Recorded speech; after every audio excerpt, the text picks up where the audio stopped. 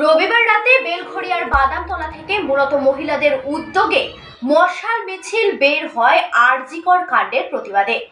মিছিলে মহিলারা ছাড়াও সাধারণ জনতাও অংশগ্রহণ করেন। মিছিলে যায় বেলঘড়িয়ার বাজারের বাটা অবধি। প্রতিবাদের একটাই স্লোগান ছিল, জাস্টিস।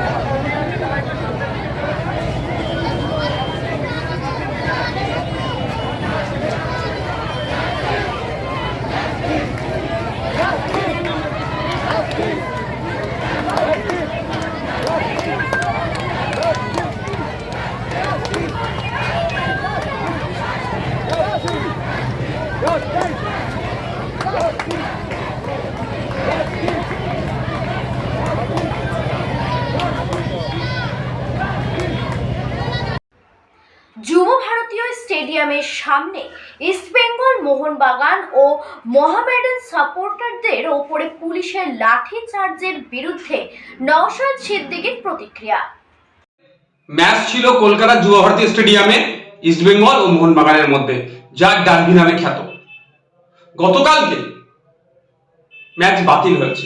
সূত্র মারফত জানতে পেরেছিলাম গ্যালারিতে দুই দলের সমর্থকেরা জাস্টিস ফর আরজিকর টেপোদার ঘড়িয়ে তুলবে, এটাই হয়তো ভয় পেয়ে বাতিল করা হয়েছে। কিন্তু দুই দলের সমর্থকরা ঘরে বসে থাকেননি, তারা যুব ভারতী স্টেডিয়াম চত্বরে জড়ো হতে চেয়েছিলেন জাস্টিস ফর আরজিকর তিলোত্তমার বিচার চাইতে, তার পরিবার যাতে ইনসাফ পায় সেই জন্য। তার সাথে পা মিলিয়েছিলেন ইস্টবেঙ্গল, মোহনবাগানের সাথে মোহামেডান স্পোর্টিং ক্লাব। তার এই তিন দলের কর্মী সমর্থকরা যখন জড়ো হয়, পুলিশ মেন গেট থেকে 200 মিটারের মধ্যে কাউকে প্রবেশ করার অনুমতি দেয়নি। 200 মিটারের বাইরে দাঁড়িয়ে বাইরে থাকার কথা বলেছে।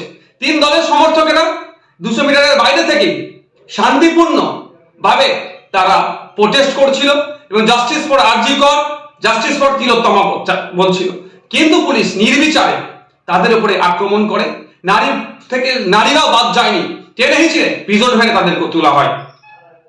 আমাদের প্রশ্ন, যেখানে মুখ্যমন্ত্রী নিজে জাস্টিস ফর তিলোত্তমা বলছেন, খুনিদেরকে দোষীদের শাস্তি চাইছেন, ফাঁসি চাইছেন, এবার ডেডলাইন করে দিচ্ছেন, সেখানে ভিন্ন দলের সমর্থকেরা তারা যারা ভিন্ন মানুষেরা যারা তিলোত্তমার হয়ে আওয়াজ করছে, তাদেরকে পুলিশ দিয়ে এরকম ভাবে দমন পীড়ন করা হচ্ছে কেন?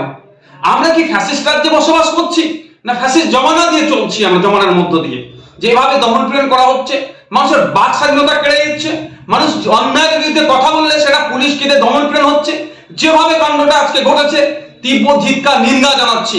আমরা অপদার্থ ব্যর্থ পুলিশ মন্ত্রীর ব্যর্থতার দায় স্বীকার করে পদত্যাগের দাবি করছি। সাথে সাথে স্বাস্থ্যমন্ত্রীও এই দায়, এই যে ঘটনা আরজিকরে ঘটেছে, এটা নতুন ঘটনা নয়। বিগত দিনে এই ধরনের অনেক ঘটনা স্বাস্থ্য কেন্দ্রগুলোতে রিলেটেড ঘটছে, সম্পূর্ণরূপে ব্যর্থ হয়েছে। স্বাস্থ্যমন্ত্রীরও পদত্যাগ দাবি করছি এবং সাথে সাথে একটু রাজ্যের মুখ্যমন্ত্রীকে স্মরণ করে দিতে চাই যে পৃথিবীতে যত ফ্যাসিস্টরাই ছিল না কেন, তারা বিভিন্ন সময় গুন্ডা মস্তান পুলিশ প্রশাসনকে কাজে লাগিয়ে মানুষের বাক স্বাধীনতা কেড়ে নেওয়ার চেষ্টা করেছে, মানুষকে দমিয়ে রাখার চেষ্টা করেছে, কিন্তু নির্দিষ্ট সময় পরে কিন্তু সেই ফ্যাসিস্টদের পতন হয়েছে। আমরা চাই না পশ্চিমবাংলার মানুষ এই ধরনের কোনো কিছু করুক। আর আমরা আশা করবো রাজ্য সরকারের কাছে, রাজ্য সরকারের প্রধান যিনি আছেন তার কাছে আশা করবো মানুষের বাক স্বাধীনতাতে কোনো রকম ভাবে না হস্তক্ষেপ হয়, সেটা আপনি ভালো করে দেখবেন।